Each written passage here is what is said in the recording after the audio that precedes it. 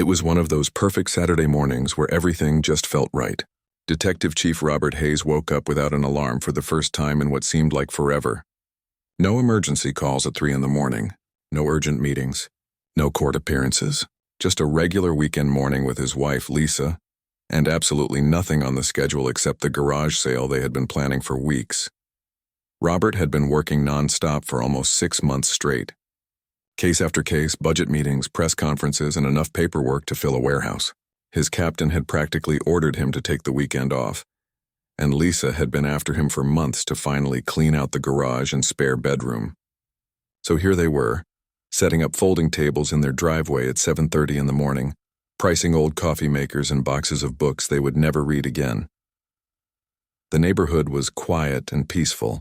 Birds were chirping in the oak trees that lined the street. A couple of joggers passed by and waved. Old Mr. Peterson from 2 houses down was already out watering his lawn, same as he did every Saturday morning like clockwork. This was exactly the kind of normal, boring, everyday life that Robert had been craving. Lisa brought out another box of kitchen gadgets they had received as wedding gifts and never used. "Honey, do you think anyone will actually buy a bread maker in this day and age?" she asked, holding up the machine that still had the price tag attached. "You never know," Robert replied, arranging some old textbooks on a table. "Someone might be into homemade bread. Besides, we paid good money for this stuff. Might as well get $5 for it instead of throwing it away." They had done their homework. The night before, Robert had pulled up the HOA guidelines on his laptop and read through them carefully. Old habits from police work, he supposed. Always check the rules before you do anything. The guidelines were clear as day. Garage sales were permitted on weekends between 8 in the morning and 6 in the evening. No permit required. No advance notice needed. Just follow basic common sense, don't block the sidewalk, and keep things tidy. Simple enough. By 8 o'clock, they had everything set up nicely. 3 folding tables with various household items, a rack of old clothes that Lisa had organized by size, and a box of toys that their grown kids had left behind years ago. Robert had even made a few signs with bright markers and taped them to the mailbox in the corner of the street. Nothing fancy, just garage sale today with an arrow pointing toward the house. The first customers arrived around 8:15, a young couple who had just moved into an apartment and needed practically everything. They bought a lamp, some dishes, and a small bookshelf. Robert gave them a good deal, knocking $5 off because they seemed like nice kids just starting out. An older woman stopped by looking for puzzles and ended up buying a stack of them. A dad with 2 kids in tow grabbed some of the old toys. It felt good, really good. Robert was actually enjoying himself, chatting with neighbors he usually only waved at from his car, making small talk about the weather and the state of the local high school football team. This was the kind of community connection he had missed while working 60-hour weeks. Lisa was in her element too, haggling with customers in a friendly way and sharing stories about where various items had come from. Around 9:15, Robert noticed a silver sedan pulling up across the street. A woman got out, and even from a distance, something about her body language caught his attention. Years of police work had taught him to read people, and this woman was radiating anger before she even crossed the street. She was maybe in her mid-50s, dressed too formally for a Saturday morning in a blazer and pressed slacks, and she was staring at their garage sale like it was a crime scene. She marched straight up the driveway without looking at any of the items for sale. No browsing, no friendly greeting, just a determined stride right up to where Robert was standing. "Excuse me," she said, her voice sharp and cold. "I'm Patricia Whitmore. I'm the compliance chairperson for the Homeowners Association." Robert smiled politely. "Good morning. Nice to meet you. I'm Robert, and this is my wife, Lisa. Can we help you with something?" Patricia didn't return the smile. She pulled out a small notebook from her purse and clicked a pen. "I received reports about this unauthorized sale. You don't have a permit." "Actually," Robert said, keeping his tone friendly, "I checked the HOA guidelines last night. Garage sales don't require a permit as long as they're held during approved hours, which is 8 to 6 on weekends. We're well within the rules." Patricia's eyes narrowed. "I don't care what you think you read. These tables are extending too far into the driveway. You're creating a traffic hazard." Robert glanced at the tables. They were a good 6 feet back from the sidewalk, nowhere near the street. A fire truck could have driven through their driveway without issue. I don't think that's accurate. We've left plenty of clearance. And these signs, Patricia continued, walking over to the mailbox where Robert had taped one of his handmade posters. These are unapproved signage. They're not in compliance with neighborhood aesthetic standards. Lisa stepped forward, trying to diffuse the situation with a smile. Oh, we'll take them down as soon as the sale is over this afternoon. They're just temporary to help people find us. Patricia turned her glare to Lisa. Temporary or not, they're a violation. And frankly, this entire sale is lowering property values. People don't want to live in a neighborhood that looks like a flea market. Robert felt his jaw tighten slightly, but he kept his cool. He had dealt with difficult people his entire career. Ms. Whitmore, I understand you have concerns, but we really are following all the rules. Is there something specific in the HOA bylaws that we're violating? Everything, Patricia said, waving her hand dismissively at the tables. This is a disturbance to the peace and quiet of the neighborhood. I've already received multiple complaints. Robert looked around. The only people nearby were customers happily browsing through books and a neighbor across the street, who was giving Patricia a dirty look. Who complained? He asked calmly. That's confidential, Patricia snapped. But I can assure you that concerned residents are watching. And your vehicle parked on the street is taking up a public parking space that could be used by guests. Robert had moved his truck to the street specifically to make room for the garage sale setup in the driveway. It was legal street parking, public property, and he wasn't blocking any driveways or fire hydrants. This was getting ridiculous. Listen, Robert said, his patience wearing thin but his voice still level. We have every right to park on a public street, and this garage sale is completely legal. If you'd like to show me the specific rule we're breaking, I'm happy to look at it. Otherwise, we're going to continue with our sale. Patricia's face flushed red. She wasn't used to people standing up to her, that much was obvious. You're making a big mistake, she said through gritted teeth. You'll be hearing from me, and trust me, you don't want to get on my bad side. She turned on her heel and marched back down the driveway, got in her car and sped off with more force than necessary. Lisa let out a long breath. What was that about? Robert shook his head. No idea. But something tells me this isn't over. He was right. 30 minutes later, things were about to get a whole lot more interesting. Robert and Lisa went back to their garage sale, trying to shake off the weird encounter with Patricia. A few more customers came by and things seemed to be getting back to normal. An elderly gentleman bought a set of tools. A mother and daughter picked through the clothes. Everything was peaceful again, but that peace didn't last long. Around 10 o'clock, Robert noticed a police cruiser turning onto their street. At first, he didn't think much of it. Cops drove through the neighborhood all the time. But then the cruiser slowed down and pulled up right in front of their house. 2 officers stepped out. Robert felt Lisa tense up beside him. Honey, why are the police here? She whispered.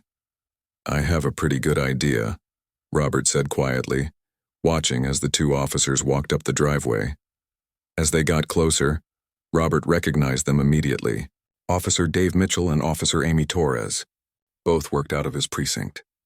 Dave was a 10-year veteran with a solid record, and Amy was one of their newer recruits, sharp as a tack and always professional. They were good cops, both of them. The moment Dave saw who was standing in the driveway, his eyes went wide. He stopped in his tracks, and Robert could see him mouth a silent curse word. Amy looked confused for a second. Then she recognized Robert too, and her face went through about 5 different expressions in 2 seconds. Chief Hayes, Dave said, and his voice cracked slightly. He cleared his throat. Sir, we got a call. Robert crossed his arms and tried not to smile. A call about what, Officer Mitchell? Amy pulled out her notepad, clearly trying to stay professional even though this was obviously the most awkward call she'd ever responded to. We received a complaint about an illegal garage sale and disturbing the peace at this address. The caller said there was a major disturbance and requested immediate police response. Illegal garage sale? Robert repeated slowly. And disturbing the peace. Yes, sir, Dave said, and he looked like he wanted the ground to swallow him whole. We're just following up on the call. Standard procedure. Robert gestured around at the quiet scene. A couple was browsing through books. An older man was examining an old fishing rod. Lisa was chatting pleasantly with a woman about a set of dishes. Does this look like a major disturbance to you, officers? No, sir, Amy said quickly. It definitely does not. And do you see anything illegal happening here? Robert asked. Dave shook his head. No, sir. Not at all. Robert pulled out his phone and opened up the HOA guidelines he had saved. City ordinance allows garage sales without permits. HOA rules allow them on weekends from 8 to 6. We're in compliance with everything. Would you like to see the documentation? That won't be necessary, Chief, Dave said.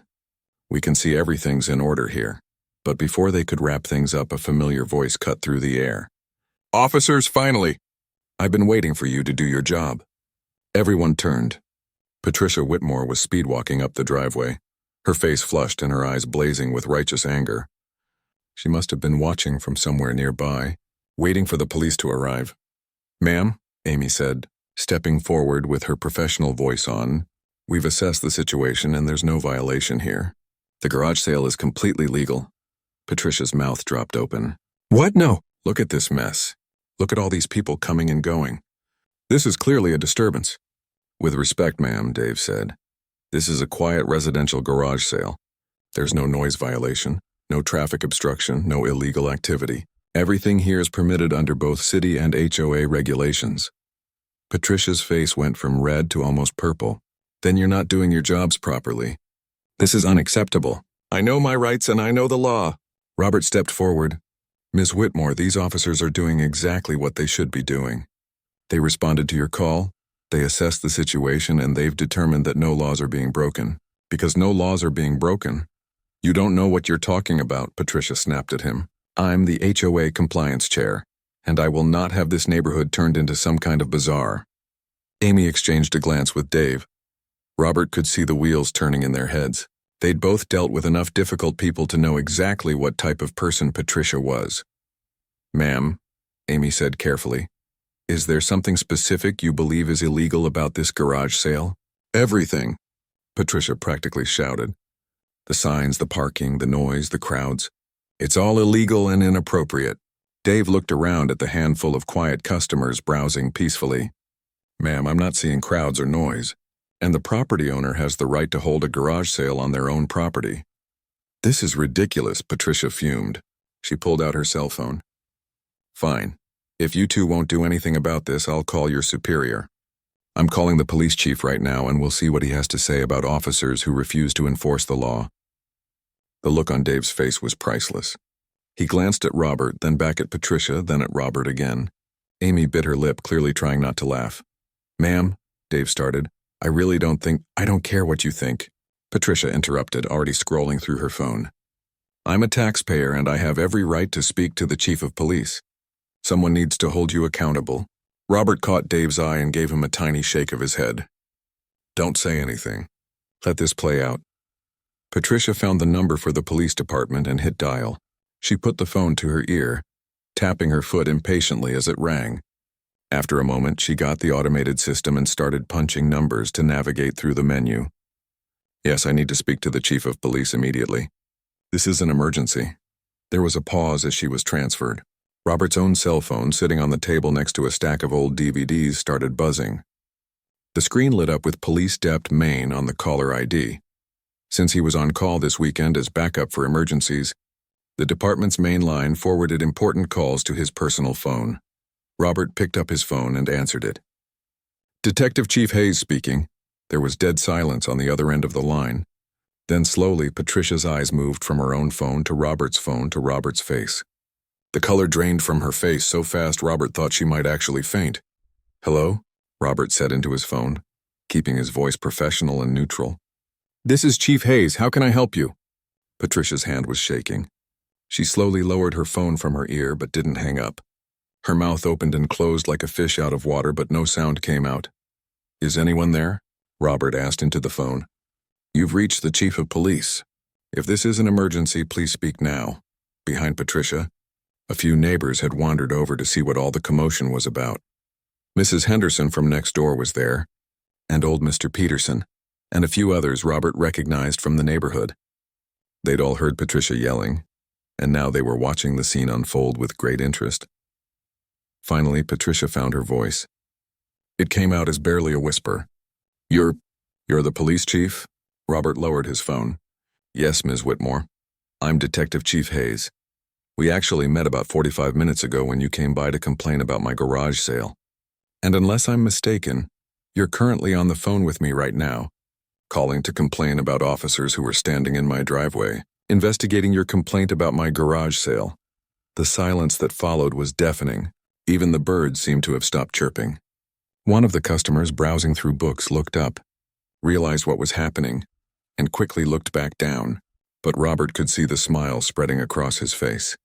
Dave and Amy stood perfectly still, both of them staring straight ahead with the kind of rigid posture that comes from trying desperately not to react to an absurd situation.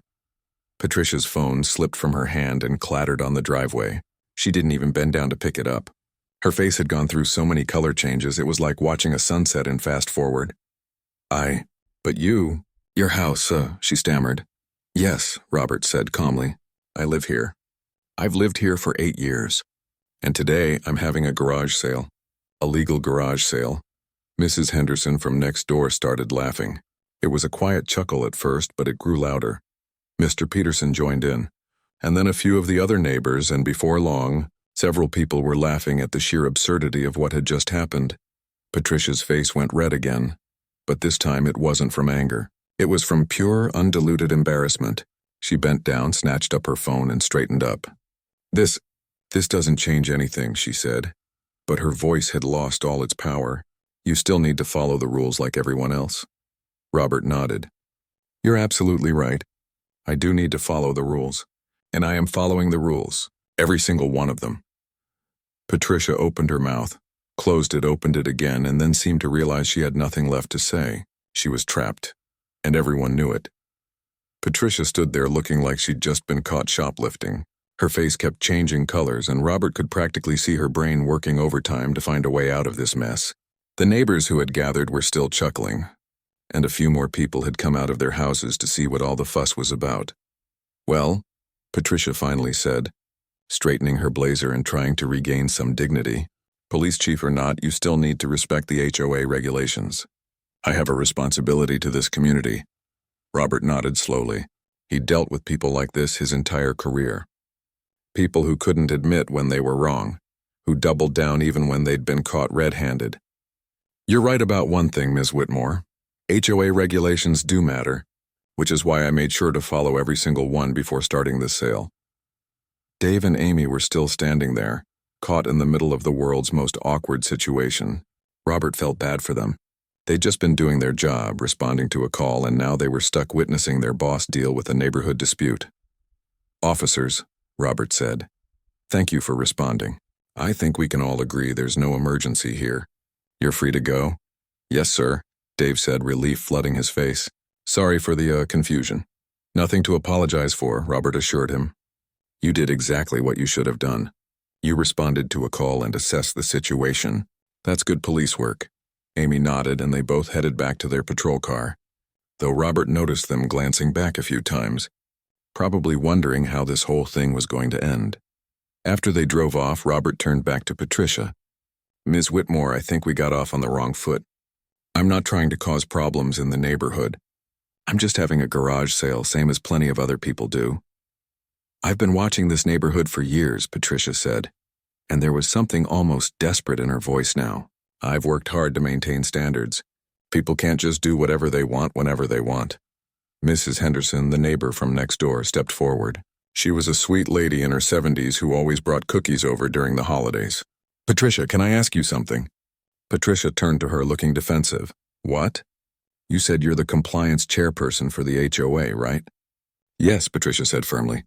I take my position very seriously. Mrs. Henderson pulled out her phone and tapped on it a few times. That's funny. Because I'm looking at the HOA website right now. I'm on the board members page.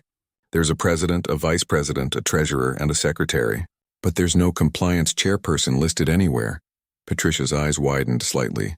That's probably just outdated. The website isn't always current. Really? Mrs. Henderson zoomed in on her phone. Because it says right here, updated last month. And your name isn't on it at all, Patricia. In fact, I remember now. Didn't you get voted off the board a couple years ago? The crowd that had gathered got very quiet. Everyone was looking at Patricia now with new eyes. Suspicious eyes. Robert's cop instincts kicked in. Something wasn't adding up here. Ms. Whitmore, are you actually on the HOA board? I serve the community, Patricia said, but she was backing up now, taking small steps toward her car. I don't need some official title to care about property values. That's not what I asked, Robert said, his voice getting that firm quality it took on when he was questioning someone. Are you or are you not currently serving on the HOA board in any official capacity? Patricia's silence was all the answer anyone needed. Old Mr. Peterson spoke up from the back of the small crowd. I knew it. She came to my house last month and threatened to fine me for having my trash cans visible from the street. Said it was a $100 violation. I paid her because I was scared of getting in trouble. She did the same thing to me. A younger woman Robert didn't recognize chimed in. She said my flower beds weren't regulation and I needed to pay for an inspection fee. $200. More voices started joining in. A man in a jogging suit said Patricia had threatened him over his porch light. Another neighbor said she'd been harassed about her mailbox color. Person after person had a story about Patricia demanding money or threatening official action for minor things that probably weren't even violations. Robert felt his jaw tighten. This wasn't just someone being overly zealous about neighborhood rules. This was potentially fraud. Ms. Whitmore, have you been collecting money from neighbors while claiming to represent the HOA? No. They donated to the neighborhood fund, Patricia stammered. What neighborhood fund? Mrs. Henderson asked sharply. We don't have a neighborhood fund. All HOA dues go directly to our management company. Patricia was fully panicking now. Her eyes darted around like a cornered animal looking for an escape route. You're all twisting my words. I've only ever tried to help this neighborhood. You're being ungrateful. Robert pulled out his phone. I think we need to make this official. Mrs. Henderson, who's the current HOA president? That would be Helen Odom, Mrs. Henderson said. She lives on Maple Street. Do you have her number? I sure do. Mrs. Henderson rattled off the number and Robert typed it into his phone. Wait, Patricia said, holding up her hands. There's no need to involve Helen. This is all just a misunderstanding. But Robert was already dialing. After a few rings, a woman's voice answered. Hello? Hello, is this Helen Odom, the HOA president? Yes, who's calling? My name is Robert Hayes. I live on Oak Drive. I'm calling about Patricia Whitmore. She's been claiming to be the HOA compliance chairperson and has been threatening residents with fines and violations. There was a long sigh on the other end of the line. Oh no, not again. Again? Robert repeated. Patricia used to be on our board about 3 years ago, Helen explained, and Robert put the phone on speaker so everyone could hear. She was extremely aggressive about enforcement. She would walk around with a ruler measuring people's grass height, taking photos of anything she thought was out of compliance, sending threatening letters. We had to vote her off the board because she was harassing residents and making life miserable for everyone. Has she been doing this since then? Robert asked. We've gotten scattered reports over the years, Helen said. People saying Patricia approached them claiming to represent the HOA. We sent out several neighborhood-wide emails clarifying that she has no official role and that no one should give her money or take orders from her. I thought it had stopped. The neighbors were all staring at Patricia now. Some looked angry, others just sad. Patricia herself looked like she might burst into tears or run away at any second. Helen, this is serious, Robert said. Multiple neighbors are saying she's collected money from them under false pretenses. That's fraud. I agree, Helen said through the phone. Mr. Hayes, what do you do for a living, if you don't mind me asking? I'm the detective chief for the city police department. There was a pause. Well, that's convenient timing. What do you recommend we do? Robert looked at Patricia. She was crying now, tears streaming down her face, all her earlier bravado completely gone. Part of him felt sorry for her. She clearly had some kind of issue, some need for control or authority that had spiraled out of hand. But he also thought about all the neighbors she'd bullied, all the money she'd collected illegally, all the stress she'd caused. I'm going to give Ms. Whitmore 2 options, Robert said, still looking at Patricia. Option 1, she leaves right now and we arrange for her to return any money she's collected from neighbors. The HOA can send out an official notice clarifying her lack of authority, and we can try to resolve this without involving the courts. She stays away from HOA business permanently. And option 2? Helen asked. Option 2 is I file an official police report for fraud, harassment, and impersonating an official. We do this by the book, which means potential criminal charges and a very different kind of resolution. Patricia was sobbing now, her hands covering her face. I just wanted people to respect the rules. I wanted the neighborhood to be nice. Then you should have done it the right way, Mrs. Henderson said, and there was no sympathy in her voice. You bullied people. You took their money. You made us all afraid to even put out a garden gnome. Robert kept his voice even. Patricia, what's it going to be? Option 1 or option 2? Patricia looked up at him, mascara running down her face, all the fight gone out of her. Option 1, she whispered. Please. Option 1. Robert nodded at Patricia's choice. All right, option 1 it is. But this has to be handled properly. Everyone needs to be made whole. He was still on speaker with Helen, the actual HOA president. Helen, are you still there? I'm here, Helen said. And I'm already pulling up our emergency board meeting procedures. We need to address this immediately. Can you stay on the line, Mr. Hayes? Of course, Lisa had been quiet through most of this, but now she spoke up. Why don't we all go inside? This doesn't need to be a street show. She looked at the growing crowd of neighbors. Anyone who's had dealings with Patricia should come in. We need to get this documented properly. Robert appreciated his wife's practical thinking. She was right. This had already turned into enough of a spectacle. Good idea. Let's move this inside. Patricia, you too.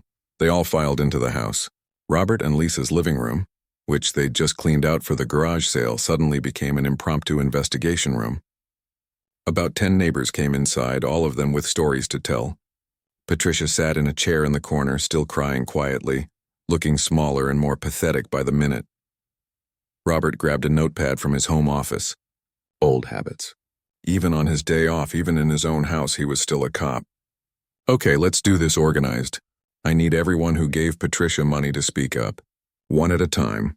Names, dates if you remember them, amounts, and what she told you the violation was. Mr. Peterson went first. She came to my house about 6 weeks ago. Said my trash cans were visible from the street on a non-collection day, which was against code. Told me it was a $100 fine, and if I didn't pay immediately, it would go to $500. I wrote her a check. Robert wrote it down. Do you have a copy of that check? I can pull it up on my bank statement, Mr. Peterson said, already getting out his phone. A woman named Carol spoke next. She lived 3 streets over. She got me 4 months ago. Said my flower beds had non-approved plants. I didn't even know there was such a thing as approved plants. She charged me $200 for an inspection fee and a compliance review. Same here, a younger guy named Tyler said. She said my mailbox was the wrong shade of black. I had to pay $150 for a violation fee. One by one, the stories came out. Patricia had been running this scam for at least 2 years, maybe longer. She'd collected thousands of dollars from neighbors who were scared of getting in real trouble with the HOA. Most of them had just paid and moved on. Too embarrassed or intimidated to question her authority. Robert added up the numbers as people spoke. By his count, Patricia had collected at least $7,000, and that was just from the people in this room.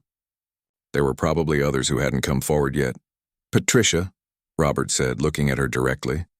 Is this accurate? Did you take money from all these people? Patricia nodded, not looking up. Her voice was barely a whisper.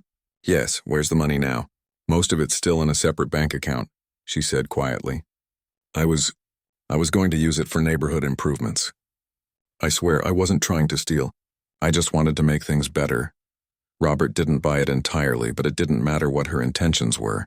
Taking money under false pretenses was fraud, period.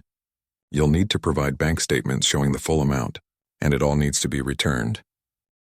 Helen was still on the speakerphone, listening to everything. Mr. Hayes, the board can meet tomorrow evening. Can you document everything and send me a report? I can do that, Robert confirmed. And I'll need Patricia to attend that meeting to formally account for her actions. Agreed, Helen said. Patricia, if you're listening, you'll receive an official summons to appear before the board tomorrow at 7 p.m. And Mr. Hayes is right. Every penny needs to be returned with documentation. Patricia just nodded, tears still streaming down her face. Mrs. Henderson, who had been quiet for a while, suddenly spoke up. You know what makes me angriest about all this? It's not even the money. It's that you made us all afraid. I've lived in this neighborhood for 23 years. I used to love it here, but for the past couple years I've been scared to plant flowers or paint my shutters or do anything because I was worried you'd show up with some violation notice. You took away the joy of living here. Several other neighbors nodded and murmured in agreement. That seemed to hit Patricia harder than anything else that had been said. She looked up, her face completely broken. I'm sorry. I'm so sorry. I didn't mean for it to be like that. I thought I was helping. You weren't helping, Mr. Peterson said firmly. You were terrorizing us. Robert held up a hand. Okay, everyone. I understand you're angry. You have every right to be. But right now we need to focus on making this right. Patricia is going to return the money. The HOA is going to send out an official notice clarifying that she has no authority, and this behavior stops immediately. Understood? Patricia nodded frantically. Yes, I promise. I'll never do anything like this again. You're also going to sign a statement, Robert continued. A formal admission of what you did with the understanding that if you ever pull something like this again, criminal charges will be filed immediately. No second chances. This is it. I understand, Patricia whispered. Lisa, who had been making coffee in the kitchen, came back with a tray of mugs. Here, everyone take a breath. Let's have some coffee and figure out the next steps calmly. It was such a Lisa thing to do. Even in the middle of a neighborhood crisis, she was thinking about making sure everyone was comfortable. Robert loved her for that. As people sipped their coffee, the tension in the room eased just a little. They spent the next hour going through details. Patricia provided her bank account information and showed them the balance. $7,460. Every transaction was documented. She'd kept detailed records which would actually make the refund process easier. Mr. Peterson looked at the statements. Why'd you keep records if you were doing something illegal?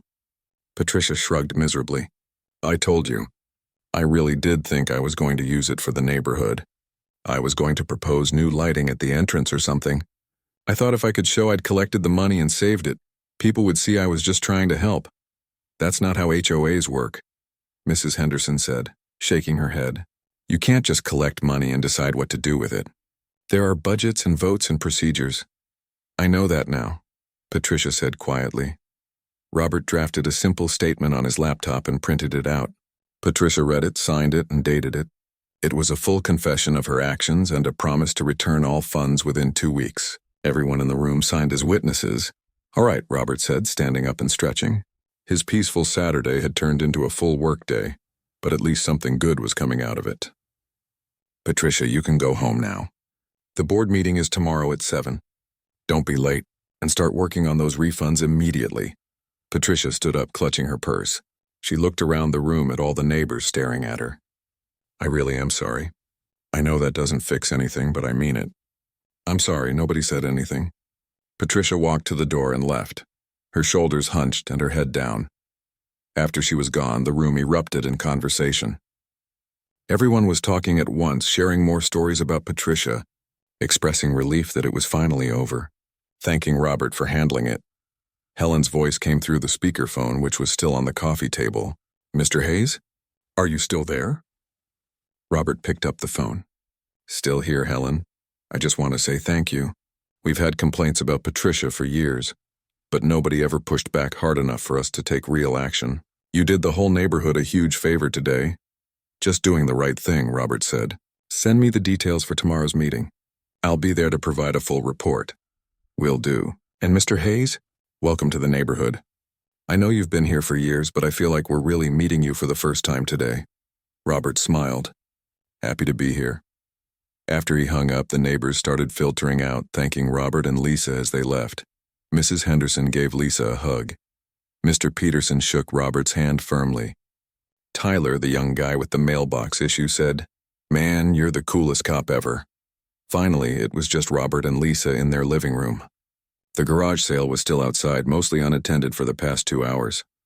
Well, Lisa said, looking around at the empty coffee mugs. That was not how I expected today to go. Robert laughed, really laughed, for the first time all day. You and me both. Robert and Lisa went back outside to their garage sale. It was almost noon now, and they'd been so caught up in the Patricia situation that they'd left everything unattended for 2 hours. Surprisingly, nothing had been stolen. In fact, there were a few dollar bills sitting on one of the tables with a note that said, Took the lamp, here's $5. Thanks. Lisa picked up the note and laughed. Only in this neighborhood, right? Robert shook his head, smiling. People are basically good. Most of them, anyway. The rest of the garage sale went smoothly. Word must have spread through the neighborhood about what happened, because they had more visitors in the afternoon than they'd had all morning. People kept stopping by, some to shop, some just to say thank you, some to share their own Patricia stories that they'd been too scared to mention before. One lady named Karen, which Robert found ironically funny given the circumstances, told them she'd been too afraid to hang a birdhouse because Patricia had once told her that lawn decorations required written approval. "I had the birdhouse sitting in my garage for a year," she said. "I'm putting it up tomorrow." By 6 o'clock, when they started packing up, Robert and Lisa had made $432. Not bad for a day's work, especially considering they'd also helped solve a neighborhood crime spree. "You know what the crazy thing is?" Lisa said as they folded up the last table. "We just wanted to have a quiet garage sale, clean out some junk, enjoy a Saturday off." Robert loaded the table into the garage. "Nothing's ever simple, is it? Not when you're married to a cop," Lisa teased, giving him a kiss on the cheek.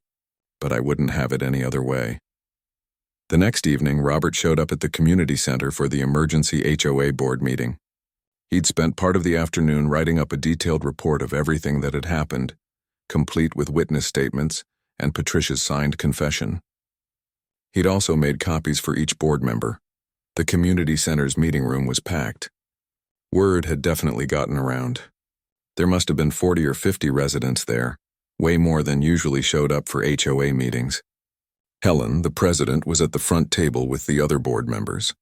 She was a woman in her early 60s with short gray hair and a no-nonsense attitude that Robert immediately respected. Patricia was already there, sitting in the front row by herself. She looked even worse than she had the day before. Her eyes were red and puffy, and she kept her head down, avoiding eye contact with everyone. Helen called the meeting to order at exactly 7 o'clock. "Thank you all for coming on such short notice. We're here to address a serious matter regarding Ms. Patricia Whitmore and her unauthorized actions claiming to represent this HOA board." Robert presented his report, walking through everything that had happened. He explained how Patricia had been impersonating an HOA official, collecting money under false pretenses, and intimidating residents for at least 2 years. He provided documentation of every payment they'd been able to track down, which totaled over $7,000. When he finished, Helen asked Patricia to come forward. Patricia stood up slowly and walked to the front of the room like she was heading to her own execution. "Ms. Whitmore," Helen said, her voice firm but not cruel, "do you have anything to say?" Patricia's voice shook when she spoke. "I'm sorry. I know I've said that already, but I mean it. I thought I was helping the neighborhood. I thought I was maintaining standards, but I realize now that I was wrong.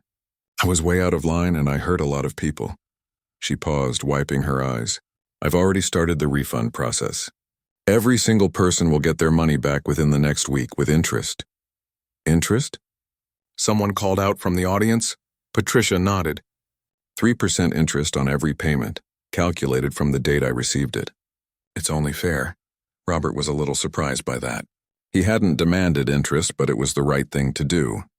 Maybe Patricia was genuinely trying to make amends. Helen consulted with the other board members for a few minutes, then turned back to the room. "The board has decided on the following actions.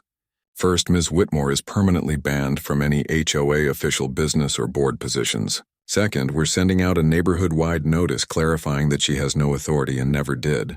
Third, all refunds must be completed within 10 days or we'll pursue legal action. And fourth, if Ms. Whitmore ever attempts to represent herself as an HOA official again, criminal charges will be filed immediately." She looked at Patricia. "Do you understand and agree to these terms?" "Yes," Patricia whispered.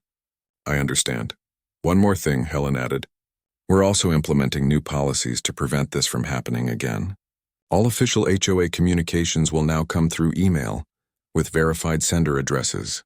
Any in-person visits from board members will be scheduled in advance, and we're putting the full list of current board members on the website with photos, so everyone knows exactly who has authority and who doesn't." The room broke into applause. Several people stood up cheering. It was more excitement than Robert had ever seen at a homeowners association meeting.